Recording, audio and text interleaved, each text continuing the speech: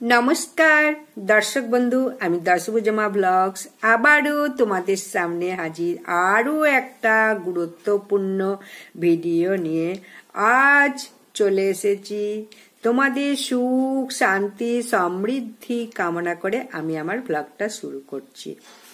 ওং নমো ভগবতে বাসুদেবায় নমো। আজ বলবো মঙ্গলবার যারা একাদশী করেছো তারা অবশ্যই সঠিক সময়ে পারণটা করো। পারণ কিভাবে করলে সকলে পরিবারে সুখে শান্তিতে বসবাস করতে পারে। তাহলে এখন আমি আজকে বলবো, ভিডিওটা হলো সকল কৃষ্ণ ভক্তরা অবশ্যই 24শে ফেব্রুয়ারি বিজয়া একাদশী পালন করেছে, আর পালন করতে হবে 25শে ফেব্রুয়ারি মঙ্গলবার। সকল ভক্তদের পালন করতে হবে, মানে পালন করতে হবে মঙ্গলবার। তাই অবশ্যই জানতে হবে বাংলাদেশ সময় নিয়ে ভারত এবং কলকাতা কখন হবে, সমস্তটা শ্রবণ করো। যারা অবশ্যই ব্রতটা পালন করেছ, পালনটা যদি ঠিক সময় না করো কোনো পুণ্য ফল পাওয়া যাবে না। তাই অবশ্যই জানো বিজয়া একাদশী 25শে ফেব্রুয়ারি মঙ্গলবার কোন শুভ সময়ে ব্রতের পালন করলে ব্রতটি সুসম্পন্ন হবে। যে কোনো কর্মে সফলতা অর্জন করতে পারবে এই বিজয়া একাদশীর ফলে। তাহলে শেষ পর্যন্ত ভিডিওটা ভক্তি সহকারে শ্রদ্ধার সঙ্গে শ্রবণ করো। চ্যানেলে নতুন হয়ে থাকলে সাবস্ক্রাইব করো, লাইক করো, কমেন্টে ভক্তি ভালোবাসা শ্রদ্ধা দিয়ে জয় শ্রীকৃষ্ণের জয় অবশ্যই কথাটা লিখতে ভুলো না। ভিডিওটা শুরু থেকে শেষ পর্যন্ত ভক্তি সহকারে শ্রবণ করো। বিজয়া একাদশী একটি অতি পবিত্র উপবাস, হিন্দু ধর্মে অত্যন্ত গুরুত্বপূর্ণ। বিজয়া একাদশী সুখ সমৃদ্ধি সাফল্যের প্রতীক। যে সকল ভক্তরা 24শে ফেব্রুয়ারি সোমবার ব্রতটি পালন করেছে তারা আজ অবশ্যই 25শে ফেব্রুয়ারি মঙ্গলবার শুভ সময়ে পালন করতে হবে। কিভাবে পালন করতে হবে, পালনের সঠিক সময় সঠিক মন্ত্র অবশ্যই শ্রবণ করো। এই উপবাস সাধকের শুভ কর্মের বৃদ্ধি ঘটে, কাঙ্ক্ষিত ফলাফল লাভ করে। বিজয়া একাদশীর অর্থ হলো এমন একটি একাদশী যা বিজয় প্রাপ্ত হয়। তাই অবশ্যই 24শে ফেব্রুয়ারি সোমবার ভক্তি ভালোবাসা শ্রদ্ধা দিয়ে এই ব্রতটা উপবাস করেছো। তাই প্রাচীনকালে এই উপবাসের প্রভাবে পরাজয়কে বিজয়ে রূপান্তরিত করেছে অনেক রাজা সম্রাটরা। রাবণের সঙ্গে যুদ্ধ করার আগেই একাদশ উপবাস পালন করেছিলেন শ্রীরামচন্দ্র। লঙ্কা জয়ের জন্য সমুদ্রের তীরে ঋষির কথা অনুযায়ী সমুদ্রে পালন করেছিল এবং তার ফলে লঙ্কা জয় করা হয়েছিল। অনেক ভক্ত রয়েছে নির্জলা একাদশী পালন করেছ। তাই বিজয়া একাদশীর দিন অবশ্যই ভগবান বিষ্ণুর গভীর শ্রদ্ধা ভক্তি সহকারে ব্রত পালন করতে হয়। এই উপবাসের মাধ্যমে শারীরিক মানসিক এবং নানান রকম পাপ থেকে মুক্তি পাওয়া যায় এই বিজয়া একাদশী পালন করলে। তাই ভক্তরা প্রার্থনা জপ তীর্থের মাধ্যমে অতিবাহিত করে। তাই প্রত্যেক ভক্তদের বলবো, মানে সর্ব পাপ হরণ করে এই বিজয়া একাদশী পালন করলে। তাহলে কিভাবে ব্রতের পালন করবে সঠিক সময়ে অবশ্যই সমস্ত কিছু বিস্তারিত আলোচনা করব। তাহলে অবশ্যই 25শে ফেব্রুয়ারি মঙ্গলবার পালনের দিন এইভাবে পূজা অর্চনা করবে। যেভাবে একাদশীর দিন ভোরবেলা স্নান করে এবং প্রত্যেকে হলুদ পোশাক ধারণ করতে হবে, একটি নারায়ণের মূর্তি বা ছবি রাখতে হবে, অবশ্যই লক্ষ্মীর সঙ্গে থাকা চাই, বস্ত্র নিবেদন করবে, হলুদ ফুলের মালা, চন্দন ধূপ প্রদীপ জ্বালো এবং অবশ্যই পছন্দের মতো নৈবেদ্য দিতে হবে, মিষ্টি ফল অর্পণ করতে হবে, তুলসী পত্র অবশ্যই চন্দন সহযোগে নারায়ণকে দাও, ধূপ দীপ জ্বালো, বিষ্ণুর মহামন্ত্র পাঠটাও অবশ্যই করতে পারো। পালনের সময় এই বিজয়া একাদশীর ব্রতকথা পাঠ শ্রবণ করতে হবে। অবশেষে বিজয়া একাদশী ব্রতের পালনের দিন লক্ষ্মীনারায়ণকে আরতি করে তারপরে মানে পূজা সমাপ্ত করবে। পারণে দিন অবশ্যই মনে কোনো খারাপ চিন্তা আনলে হবে না, কোনো রকম প্রসাদনী ব্যবহার করলে চলবে না। যেমন একাদশীর দিন কোনো কাজ করেনি, একাদশীর পারণের দিনও ঠিক সেই কাজগুলি করতে হবে। একাদশী পারণের দিন পরনন্দা, কুকথা, নখ কাটা, চুল কাটা ইত্যাদি থেকে বিরত থাকতে হবে। একাদশের দিন যদি ফলমূলাদি গ্রহণ করতে পারো, নির্জলা একাদশীও গ্রহণ করতে পারো। দ্বাদশীর দিন ব্রতের পারণের দিন অবশ্যই নিরামিষ আহার গ্রহণ করতে হবে। অবশ্যই এই বিষয়ে মনে রাখতে হবে, একাদশীতে যে সকল ভক্তরা রাত্রি জাগরণ করেছিল তাদের ব্রতটি সুসম্পন্ন হয়েছে।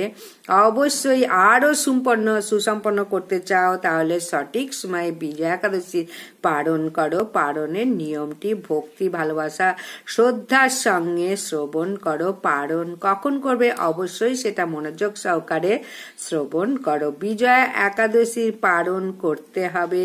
যে সকল ভক্তরা 24শে ফেব্রুয়ারি সোমবার বিজয়া একাদশী ব্রত পালন করেছে তারা পরের দিন 25শে ফেব্রুয়ারি মঙ্গলবার ব্রত পালন করতে হবে। বাংলাদেশে পালনের সময় সকাল 6টা24 থেকে 10টা15 মধ্যে। ভারত ও কলকাতা পালনের সময় সকাল 1 মিনিট থেকে 9টা53 পর্যন্ত, অর্থাৎ 25শে ফেব্রুয়ারি মঙ্গলবার বিজয়া একাদশীর ব্রতের পালন করতে হবে। এবং সেটা কিভাবে করতে হবে অবশ্যই শুভ সময়ের মধ্যে পালন করতে হবে। শুভ সময়ের মধ্যে যদি পালন না করতে পারো ব্রতের কোনো ফল পাওয়া যাবে না। তাই অবশ্যই পারলে শুভ সময়ের মধ্যে নিয়ম মেনে তারপরে বিজয়া একাদশী পালন এবং পালন করো।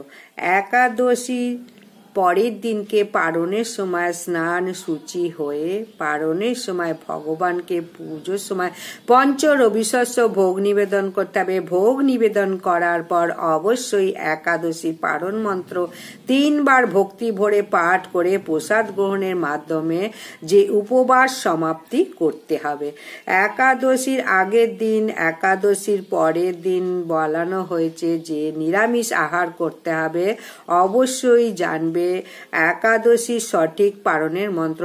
এই মন্ত্রটি যে সময় বললাম সেই শুভ সময়ের মধ্যে 3 বার জপ করে অবশ্যই ভগবানকে ভোগ নিবেদনের যে পঞ্চ রবিশস্য নিবেদন করেছিল সেই নৈবেদ্য গ্রহণ করে মন্ত্রটি পাঠ করতে হবে। অর্থাৎ এই মন্ত্রে একাদশ নিরাহার বোতে না নেব কেশব প্রসিদ সম্মুখ না তো জ্ঞান দৃষ্টি প্রদ ভব। একাদশ নিরাহার বোতে না নেব কেশব প্রসিদ সম্মুখ না তো জ্ঞান দৃষ্টি প্রদ ভব। একাদশ নিরাহার বোতে না নেব কেশব প্রসিদ সম্মুখ না তো জ্ঞান দৃষ্টি প্রদ ভব। অর্থাৎ হে কেশর, আমি অজ্ঞান রূপে নিমজ্জিত আছি। হে নাথ, এই বিজয়া একাদশী আমার প্রতি জ্ঞান চক্ষু প্রদান করো। এইভাবে ব্রতের পালন করতে হবে। অর্থাৎ 25শে ফেব্রুয়ারি মঙ্গলবার 2025 সালের সর্বশ্রেষ্ঠ বিজয়া একাদশী পালন এইভাবে করলে ব্রতটা সুসম্পন্ন হবে। কেউ যদি ভাবো একাদশী ব্রত পালন না করে ব্রতটা সম্পূর্ণ নষ্ট হয়ে যেতে পারে, অবশ্যই সম্পূর্ণ নষ্ট হয়ে যাবে। একাদশী ব্রত পালন না করলে কোনো ফল পাওয়া যাবে না। তাই অবশ্যই একাদশী ব্রত পালন করা যতটা কর্তব্য, একাদশী ব্রত পালন করা তার থেকে বেশি কর্তব্য। যদি এই ব্রতে একাদশী পালন না করো তাহলে কোনো পুণ্য ফল লাভ পাওয়া যায় না। তাই অবশ্যই সকল ভক্তরা এই পূর্ণ সময়ে বিজয়া একাদশীর পালন করবে। আর অবশ্যই পালনের দিন ভক্তি ভরে ভালোবাসার সঙ্গে বিজয়া একাদশীর ব্রতের মাহাত্ম্য কথাটাও এক নিষ্ঠার সঙ্গে শ্রবণ করতে হবে। স্কন্দ পুরাণে একাদশীর মাহাত্ম্য এইভাবে বর্ণিত রয়েছে। মহারাজ যুধিষ্ঠির শ্রীকৃষ্ণকে বললেন, হে বাসুদেব, ফাল্গুন মাসে কৃষ্ণপক্ষে একাদশীর মাহাত্ম্য অনুগ্রহ করে আমাকে বলুন। শ্রীকৃষ্ণ বললেন, হে যুধিষ্ঠির, এই একাদশী বিজয় নামে পরিচিত। এই একাদশী কমপক্ষে 1 সময় দেবর্ষি নারায়ণ স্বয়ং ব্রহ্মাকে জিজ্ঞাসা করেছিলেন। তিনি এই প্রসঙ্গে যা বলেছিলেন এখন আমি সেটাই তোমাকে বলছি। এই পবিত্র পাপ বিনাশকারী ব্রত মানুষকে জয় দান করে বলেই বিজয় নামে প্রসিদ্ধ।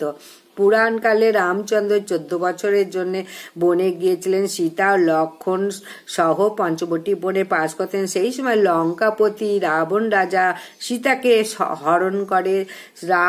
রামচন্দ্র চতুর্দিকে ভ্রমণ করতে থাকে সীতা দেবীকে খোঁজার জন্য। তখন মৃত্যু প্রায় জটায়ুর সঙ্গে দেখা হয়। রামচন্দ্র রাবণের সমস্ত সংবাদ জানিয়ে জটায়ু মৃত্যুবরণ করে। এরপর সীতা উদ্ধারের জন্য বানররাজ সুগ্রীবের সঙ্গে বন্ধুত্ব স্থাপন করলেন। ভগবান রামচন্দ্রের কৃপায় হনুমান লঙ্কায় গমন করলেন।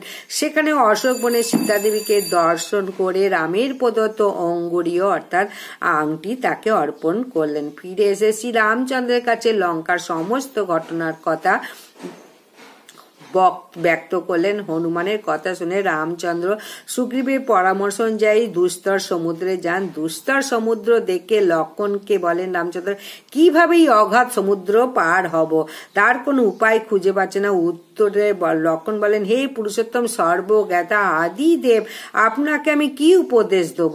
তবে বাঘ বালক নামে এক মুনি এই দ্বীপে বাস করেন। এখান থেকে 4 মাইল দূরে তার আসন। হে রাঘব, আপনি তার সেই প্রাচীন ঋষি শ্রেষ্ঠকে উপায় জিজ্ঞাসা করুন। লক্ষণের মনোরম কথা শুনে তারা সেই মহামুনির আশ্রয়ে উপনীত হলেন। ভগবান রামচন্দ্র ভক্তরা মুনিকে প্রণাম করলেন। মুনিবর রামচন্দ্রকে পুরাণ পুরুষ বলে জানতেও পারলেন। আনন্দ ভরে জিজ্ঞাসা করলেন, হে রামচন্দ্র, কি কারণে আপনি আমার কাছে এসেছেন তা কৃপা করে বলুন।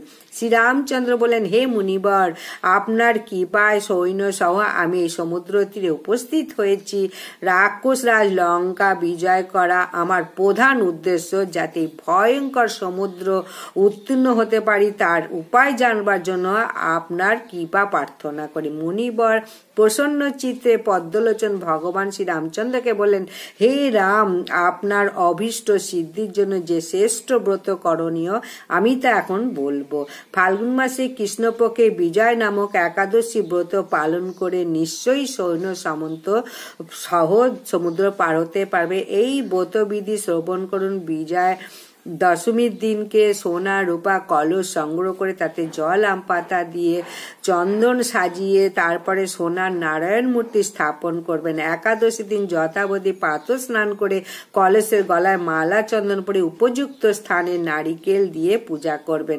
এরপর গন্ধ পুষ্প তুলসী ধূপ নৈবেদ্য ইত্যাদি পরম ভক্তি সহকারে নারায়ণের পুজো করে ব্রতকথা শ্রবণ করবে। সমস্ত দিন যাপন করবে। রাত্রি জাগরণ করে অঘণ্ট প্রদীপ প্রজ্বলিত রাখবে। দ্বাদশের দিন এই বিষয়ে কোনো এক সরোবরে সেখানে অবশ্যই বিসর্জন দেবে। এরপর এই মূর্তি বেদজ্ঞ ব্রাহ্মণকে দান করবে। নিশ্চিত বিজয় প্রাপ্ত হবে। তখন মুনি ঋষির কথা অনুযায়ী ব্রত পালন করলে এবং ফলও পেল এবং লঙ্কা জয় করল রাবণকে বধ করে। তাই যথাবিধি যে মানুষ এই ব্রত পালন করে জয়লাভ করবে পরজগতে অক্ষয় সুনিশ্চিত। এই যুধিষ্ঠির এই কারণে বিজয়া একাদশী পালন অবশ্যই প্রত্যেকের কর্তব্য। এই ব্রত কথা শ্রবণ কীর্তনে বাজপেয় যজ্ঞর ফল লাভ হয়। তাই অবশ্যই শ্রবণ করলে ব্রতকথা মাহাত্ম্য অবশ্যই 25শে ফেব্রুয়ারি শুভ সময়ের মধ্যে পারণটা তুলে ধরলাম। সেটা অবশ্যই বাংলাদেশ ভারত থেকে যেসব ভক্তরা দেখছো সেই সময়ে পালন করো বিজয়া একাদশী। তাহলে ভিডিওটি ভালো লাগলে চ্যানেলটিকে সাবস্ক্রাইব লাইক করো এবং কমেন্টে ভক্তি ভালোবাসা শ্রদ্ধার সঙ্গে জয় শ্রীকৃষ্ণে জয়, জয় রাধারানীর জয় অবশ্যই লিখে দিতে ভুলো না। সুস্থ থাকো, সতর্ক থাকো, ভালো থাকো। জয় শ্রীকৃষ্ণ। রাধে রাধে।